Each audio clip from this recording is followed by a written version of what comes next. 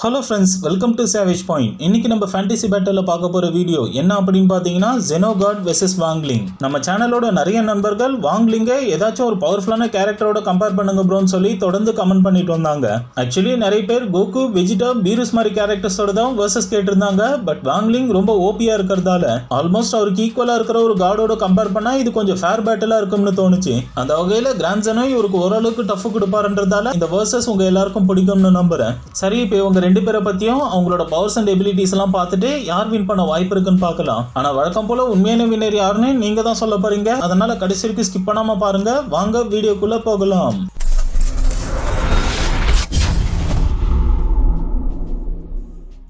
So grand Jeno இவரை இன்னொரு வகையில் ஆம்னி கிங், ஜெனோ காட் இப்படியெல்லாம் கூட சொல்லுவாங்க.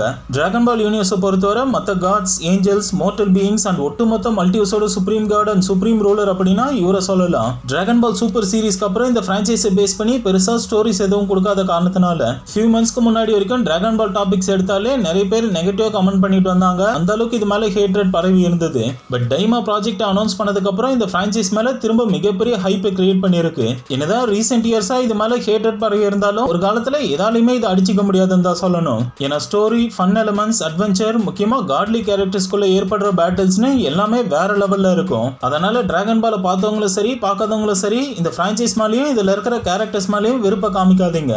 சரி, டாபிக் உள்ள வருவோம். டிராகன் பால் சூப்பர் சீரிஸை பார்த்தவங்களுக்கு ஜெனோகாட்னா யாரு, எந்த அளவுக்கு பவர்ஃபுல் அப்படின்றதெல்லாம் தெரிஞ்சிருக்கும். எப்படி மார்வலுக்கு ஒன் நம்பர் ஆல் அண்ட் டிசிக்கு பிரசன்ஸ்னு சுப்பீரியர் காட்ஸ் இருக்காங்களோ அதே மாதிரி ஏற்கனவே சொன்னது போல டிராகன் பாலோட சுப்ரீம் காட் அப்படின்னா இவரை சொல்லலாம். அனிமேல ஃபியூச்சர் ட்ரங்க்ஸோட டைம்லைன் அப்போ ரெண்டு ஜெனோகாட்ஸும் நேர்ல மீட் பண்ணிக்கிற சிச்சுவேஷன் ஏற்பட்டு டோர்னமெண்ட் ஆஃப் பவர்னு ஒரு மிகப்பெரிய பேட்டில் ஈவெண்ட்டை கண்டக்ட் பண்ணுவாங்க.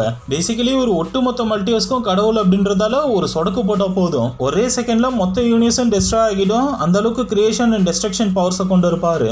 அதனாலதான் பார்க்க குழந்தை மாதிரி காமெடியான அப்பியரன்ஸை கொண்டு இருந்தாலும் இவரோட personality, attitude, powers and abilities எல்லாம் பத்தி நல்லா தெரிஞ்ச மற்ற காட்ஸ், ஏஞ்சல்ஸ்லாம் இவரோட ஒரு சொல்லுக்கே அடங்கி போறாங்க. சரி, இது வரைக்கும் ஜெனோகாட பத்தி ஓரளவுக்கு பார்த்தோம். இப்போ இவரோட பவர்ஸ் அண்ட் எபிலிட்டிஸை பத்தி பார்க்கலாம். கிராண்ட் ஜெனோவை பொறுத்தவரை அவர்கிட்ட இருக்கிற பவர்ஸ்க்கு super human strength, speed, stamina, durability இந்த மாதிரி பிசிக்கல் எபிலிட்டிஸை கொண்டு இருக்கணும்னு அவசியம் கிடையாது. ஏன்னா இவருக்கு சொல்லி இருக்கிற பிளாட் படி இது வரைக்கும் யாருமே இவரு கூட பேட்டில் ஈடுபட்டது கிடையாது. ஈவன் லார்ட் பீருஸே ஒரு எபிசோட்ல இவரை பார்த்து நடுங்கிக்கிட்டே அந்த விஷயத்த சொல்லுவாரு. அப்படியே ஒருவேளை யாராவது சண்டை போடணும்னு நினைச்சா கூட அந்த சண்டை ஒரு செகண்ட் கூட தாண்டாது. ஏன்னா mind, body, soul, will power, time, space, reality, even நான் எக்ஸிஸ்டன்ஸ் இருக்கிறதுன்னு எல்லாத்தையும் எரேஸ் பண்ற அளவுக்கு சக்திகளை கொண்டு இருக்கிறதால சிம்பிளி தான் ஆப்போனன்ட்டை நோக்கி ஒரு அசைவு கொடுத்தாலே போதும், அவங்களை அசால்ட்டா எரேஸ் பண்ணிடுவாரு. இருந்தாலும் டோர்னமெண்ட் ஆஃப் பவர்ல டிஸ்போவோட ஸ்பீடை இவரால் அப்சர்வ் பண்ண முடியாம காட் பேட் மூலமா ஸ்லோ மோஷன்ல பாக்குற மாதிரி காமிச்சிருப்பாங்க. ஒரு மோர்டல் வாரியரோட வேகத்தை கூட ஈடு கொடுத்து பார்க்க முடியாத காரணத்தினால கண்டிப்பா இவரோட super human speed and reflexes மட்டும் கம்மியா இருக்குன்னு கிளியரா தெரிய வருது. என்னதான் வேகத்துல கம்மியா இருந்தாலும் ஜெனோகாட டிஃபீட் பண்றதுன்னு இல்ல, யாருமே சண்டை போடணும்ன்ற நோக்கத்துல கூட கிட்ட நெருங்கினதே கிடையாதான். அதுக்கு முக்கிய காரணம் தன்னை எதிர்க்கிறவங்கள ஒரு யூனிவர்ஸ்ல இருந்து மட்டும் இல்ல இன்ஃபினிட் நம்பர் ஆஃப் மல்டிவர்ஸ்ல இருந்தே எரேஸ் பண்ணிட முடியும் அப்படின்றது தான். ஸோ இந்த அளவுக்கு ஒரு பவர்ஃபுல் காடோட ஆரிஜின் என்ன, இவரோட பவர்ஸ்க்கு லிமிட் இருக்கா இல்லையா, இப்படி எந்த ஒரு விஷயத்தையுமே கிளியரா மென்ஷன் பண்ணல.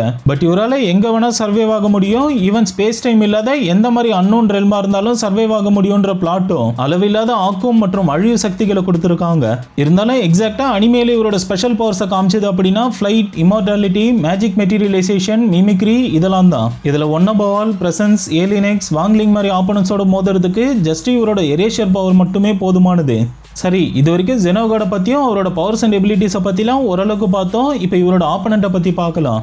Daily life of immortal king அனிமேவோட மெயின் ப்ரோட்டாகனிஸ்டான இவர் பார்த்தீங்கன்னா கரண்ட் டைம்லைன் படி 17 வயசு தான் கொண்டு இருக்காரு. பட் பவர்ஸ் அப்படின்னு பார்க்கும்போது லிட்டரலி மற்ற ஃப்ரான்ச்சைஸில் இருக்கிற சுப்ரீம் காட்ஸ்க்கே டஃப் கொடுப்பாருன்னு சொல்லலாம். ஆக்சுவலி ஹானஸ்டாக சொல்லணும் அப்படின்னா இப்போ வரக்கூடிய எந்த ஒரு அனிமேலையும் ஸ்டோரி அப்படின்றது பெருசாக இருக்கிறது இல்லை. ஜஸ்ட் விஷுவல் ட்ரீட்டை மட்டும் கொடுத்து அதுலேயும் ஆடியன்ஸை ஹைப் ஏற்றிடுறாங்க. அந்த வகையில் இந்த ஃப்ரான்ச்சைஸ் பார்த்தீங்கன்னா ஆல்ரெடி 2016 வெளிவந்த த டிசாஸ்டர்ஸ் லைஃப் ஆஃப் சைக்கிகே அப்படின்ற அனிமேயோட காப்பின்னு கூட சொல்லலாம். ஏன்னா அதில் வரக்கூடிய ப்ரோட்டாகனிஸ்ட் கேரக்டரான சைக்கியை போலவே ஒரு ஸ்கூல் ஸ்டூடெண்டா இங்க நம்ம வாங்லிங்கோ இருக்காரு. பட் இதுல ஒரே வித்தியாசம் ஆரிஜினும் பவர் லெவல்ல மட்டும்தான். அதாவது கதைப்படி ஏன்ஷியன்ட் டைம்ல த கிங் அப்படின்னு சொல்லிட்டு ஒரு மைட்டி இம்மோர்டல் எம்பரர் இருப்பாரு. பீஸ்ஃபுல் காடான அவருக்கு எப்பவுமே அமைதியா வாழ்றதுக்கு ரொம்ப பிடிக்கும். ஃபியூச்சர்லயும் அதே போல அமைதியான சூழல் இருக்கும்னு சொல்லி கதையோட கரண்ட் டைம்லைன் படி பூமியில ஹாக்ஸோ அப்படின்ற கண்ட்ரில ரீஇன்கார்னேட் ஆகி ஒரு கப்பலுக்கு பிறந்திருப்பாரு. ஸோ அந்த ரீஇன்கார்னேஷன்ல பிறந்த வாங்லிங் பாத்தீங்கன்னா அவரோட ஓன் பர்த்ல இருந்து குழந்தை பருவம் முழுக்க பவர்ஸை கண்ட்ரோல் பண்ண முடியாம ரொம்ப கஷ்டப்பட்டிருப்பாரு. இருந்தாலும் வாங்லிங்கோட அப்பா பாத்தீங்கன்னா இவரோட பவர்ஸ் அண்ட் எமோஷன்ஸை சப்ரஸ் பண்ணும் விதமா ஒரு சீலிங் டாலிஸ்மனை இவர் கழுத்தோட பின்புறத்துல அட்டாச் பண்ணியிருப்பாரு. அதன் மூலமா தன்னோட உண்மையான பவர்ஸை வெளி உலகத்துக்கே காமிக்காம வளர ஆரம்பிச்ச வாங்லிங் இனிஷியலி எந்த ஒரு ஃப்ரெண்ட்ஸையும் சேர்த்துக்காம இருந்தாலும் ஃபைனலி ஹை ஸ்கூல் போனதும் அங்க சென், கோ, சன்ராங்னு சொல்லிட்டு சில ஃப்ரெண்ட்ஸை சேர்த்துக்குவாரு. அதுல சன்ராங்க்கு பாத்தீங்கன்னா ஸ்டார்டிங்ல இருந்தே இவர் மேல ஒரு கிரஷ் ஏற்பட்டு கடைசியில கேர்ள் ஃப்ரெண்டாவே மாறிடுவாங்க. அதன் பிறகு ஸ்கூல் லைஃப், காம்படிஷன்ஸ், தென் டீமன் இன்வேஷன் இது எல்லாத்தையும் சீரீஸ்ல பார்த்திருப்போம். ஸோ இதெல்லாம் தான் வாங்லிங்கோட பேசிக் ஆரிஜின் ஸ்டோரி லைன்னு சொல்லணும். நம்ம கம்பேரிசனுக்கு இது வரைக்கும் போதும். இப்போ இவரோட பவர்ஸ் அண்ட் எபிலிட்டிஸை பத்தி பார்க்கலாம். வாங்லிங்கை பொறுத்தவரை அவரோட காம் பர்சனாலிட்டி மாதிரியே சண்டை போடும்போது கூட பிசிக்கல் ஸ்ட்ரென்த்தை பெருசாக வெளிப்படுத்தாம ஜஸ்ட் தன்னோட பவர் லெவலில் வெறும் 1% தான் யூஸ் பண்ணி சண்டை போடுவார்.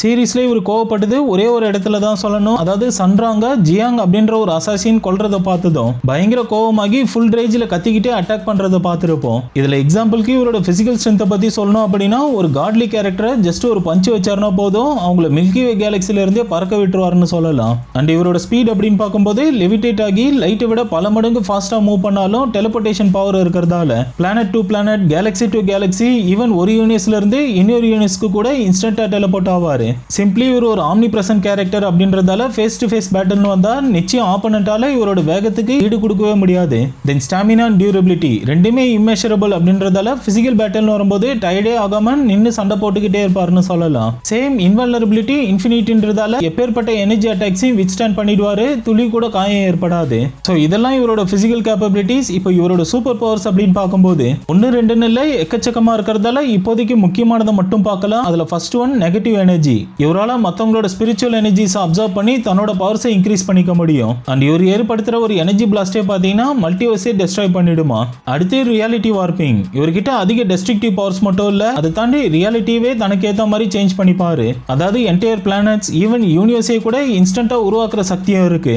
தென் telepathy, power nullification, time manipulation, telekinesis, invisibility, soul manipulation சொல்லிட்டு 50க்கு மேல சூப்பர் பவர்ஸ் இருக்கு. அண்ட் இவராலையும் ஒரு சொடக்கு போட்டாலே போதும் ஆப்பனன்ஸை இன்ஸ்டன்டா எரேஸ் பண்ணிட முடியும்னு தான் சொல்லணும். சரி, இது வரைக்கும் 2 பேரை பத்தியும் அவங்களோட பவர்ஸ் அண்ட் எபிலிட்டிஸை பத்திலாம் ஓரளவுக்கு பார்த்தோம். இப்போ யார் வின் பண்ண வாய்ப்பு இருக்குன்னு தெரிஞ்சுக்க கன்க்ளூஷனை பார்க்கலாம்.